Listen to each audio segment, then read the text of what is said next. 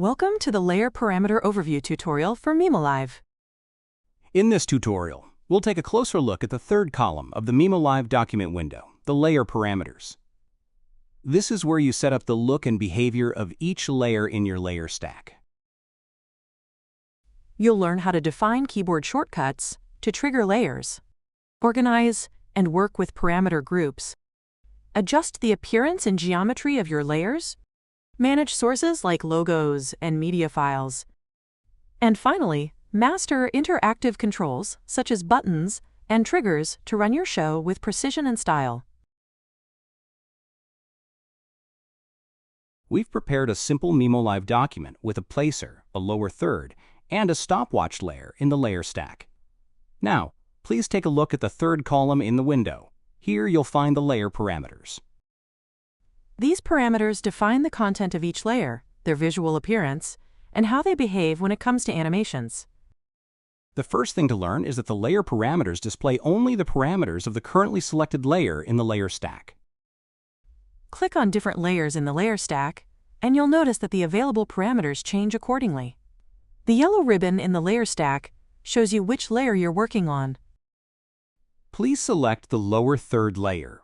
In the top bar, you can see the layer type and its version, as well as a question mark button that links directly to the online help page. There, you'll find more in-depth explanations. We encourage you to explore these help pages for additional details about each layer. Click the Window Detach icon in the upper right corner. This detaches the layer preview into a separate window for a larger view, useful if you need to see the pixels closely. Areas of the preview showing a checkerboard pattern indicate transparency, meaning the video below will be visible. Below the preview is the Triggers section. Let's focus on the left side of this section, as the layer variants on the right are covered in more detail in another tutorial. The first option lets you record a keyboard shortcut to toggle this specific layer on or off. Click the Record Shortcut button and press Shift-Option-A on your keyboard. Now the keyboard shortcut is assigned to trigger this layer live. You can use this key combination to switch the layer on and off. A layer can also be triggered by a specific event that is controlled by the Start Show button at the top of the document window, as well as by certain parameters defined in the show settings. The show concept and those events are also explained in another tutorial. Below the Triggers section are the sections that are unique to each layer type. There are sections for content, transitions, geometry, appearance, and many others, all specific to the currently selected layer. Click on the title of a parameter group to collapse or expand it. This helps you hide parameters that no longer need adjustment, giving you a cleaner view with only the important parameters you want to modify during your show. There are several different parameter types, such as text fields, value input fields with a jog wheel, drop-down menus with selectable options, and switches to enable or disable certain designs or behaviors. Some layers support direct manipulation of geometric parameters such as insets or object positions. Grab any of the white guidelines and drag them to a different position. Notice that the corresponding parameter in the geometry section updates accordingly. Click on a color selector to open the macOS Color Chooser window. Here you can choose different color models or methods to find a color you like. Please note that in mimoLive, the Color Chooser window also includes a slider for the color's opacity. This option provides great creative flexibility for effects such as transparent text or a see-through background.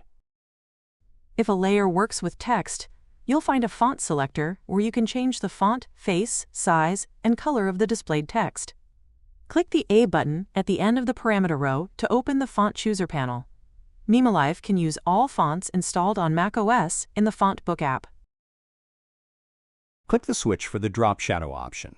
Please note that enabling the Drop Shadow feature will reveal additional parameters below the switch to fine-tune the shadow. Keep in mind that some parameters you're looking for may be hidden because their corresponding switch is turned off. Scroll down to the Logo section. Here you'll find a source parameter. In the case of the lower third, You can select any visual source from the drop-down menu to display as a logo alongside the text. Another way to assign a source is to drag and drop it from the source repository directly onto the source preview box. When dragging a media file from your desktop to the source preview box, mimoLive will automatically import this media file into your project, create a media source in the source repository, and assign it to this source parameter.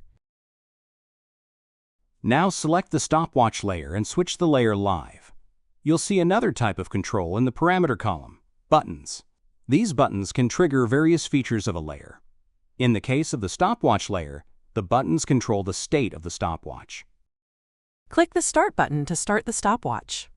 Note that the stopwatch runs in the program out, while the preview continues to show a conceptual preview of the layer, with a static clock displaying only the start time. Click the Stop button to stop the stopwatch in the program out. Buttons can also be triggered by a keyboard shortcut. Next to each button, click Record Shortcut, and just like you did for the layer trigger, press a key combination on your keyboard to record it. Now you can control the stopwatch by keyboard shortcuts without the need of selecting the layer in the layer stack. That concludes our tutorial about the layer parameter column. You've learned how to explore and control the layer parameters to customize your layers effectively. Great job following along. We'll catch you in the next tutorial.